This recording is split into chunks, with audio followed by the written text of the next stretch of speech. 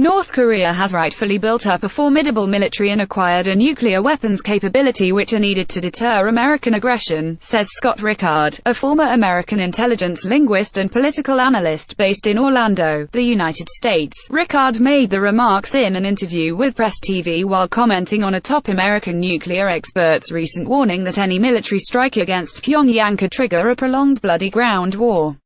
According to Peter Kuznick, the director of Nuclear Studies Institute at American University, President Donald Trump has been bluffing about America's military capabilities in taking down North Korea. Last week, Kuznick warned that a war with North Korea would be far from a cakewalk or a march to victory for the United States.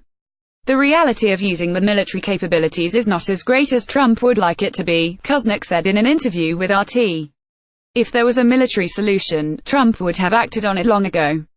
Nuclear program necessary for the DPRK's defense. Rickard told PressTV that he agrees that Trump has basically boasted and bragged about a military action in North Korea where in fact it would be extremely detrimental not only to the Korean people but also drag the Americans into a conflict that will be very drawn out with a lot of casualties. The North Korean military is heavily armed and also very prepared, and rightfully so. The military and the nuclear arms programs of North Korea are very justifiable given the historical nature of the American aggression and American military operations not only on the Korean peninsula but unfortunately in many other places around the world. The analyst said, this type of military and nuclear program is necessary for their defense. And I can see that it's defensive mechanism obviously given the fact that they have not used the weapon.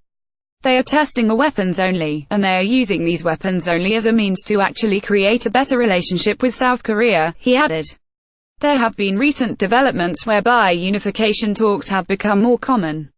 U.S. foreign and military policy very destructive. Rickard said that the unification between North and South Korea done unilaterally outside of the United States' influence would be probably the best for the Korean people, and certainly Russia and China could help facilitate that far better than the United States.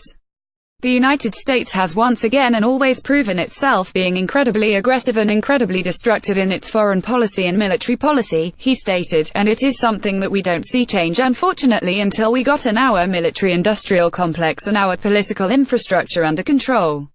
Sadly, the United States military and the United States government are working on behalf of some of the imperialist nations that have controlled the United States commerce, finance and unfortunately politics for well over 100 years, he noted.